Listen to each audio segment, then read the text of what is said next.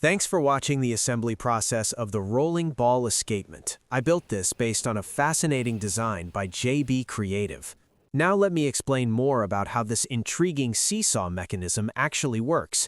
Instead of using a pendulum or a balance wheel like a traditional clock, we're using a steel ball as our referee to keep the beat. First, let's talk about the power source, the heart of the machine.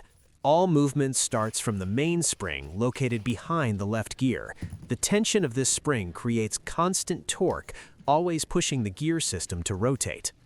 Second is the ball, our time regulator.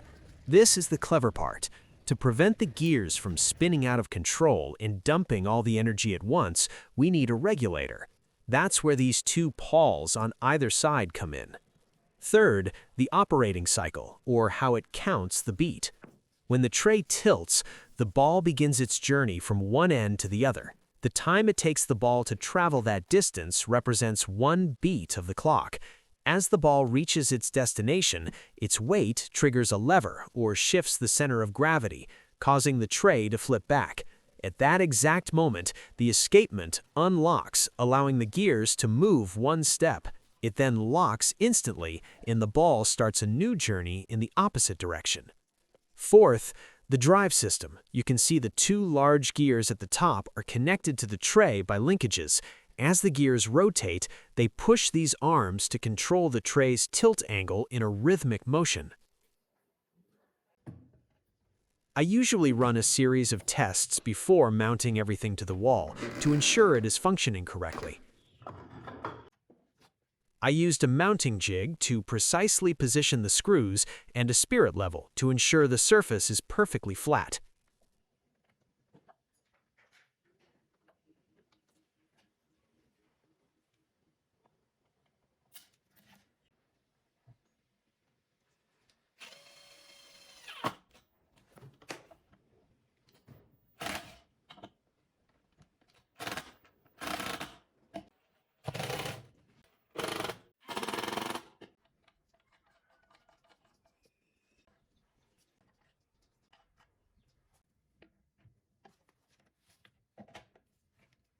All right, it's mounted. I've wound the weight cord. Now let's check the movement. Let's try that again. My first guess was that the weight wasn't heavy enough to pull the gears. I'm using a paper cup for now. It's a flexible way to add or remove steel balls to find the right tension.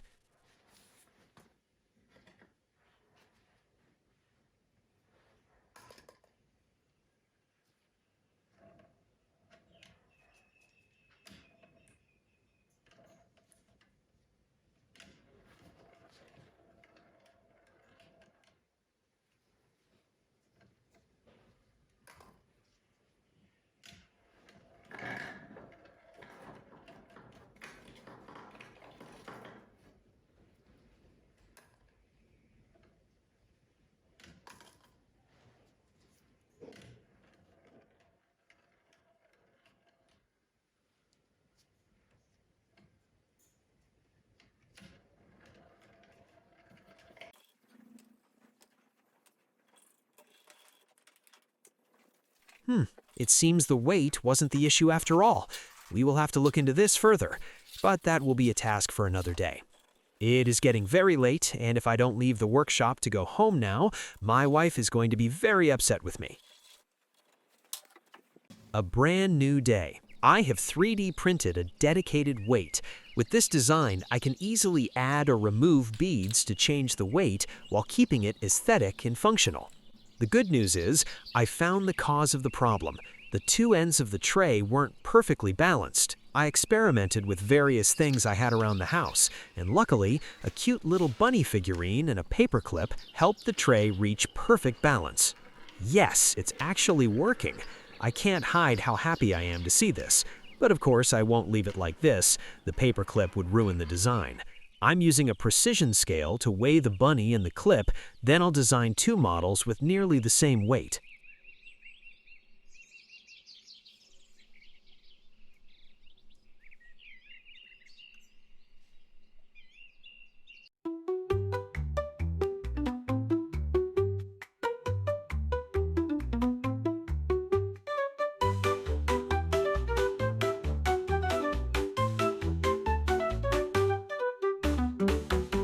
Let's weigh them one last time to be sure.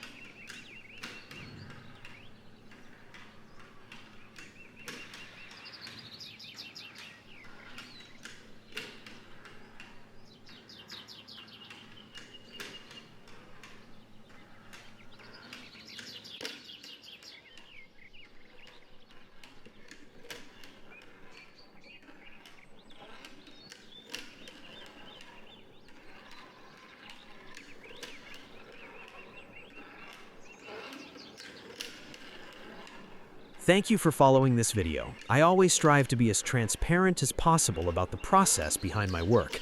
Goodbye for now, and I'll see you in the next video.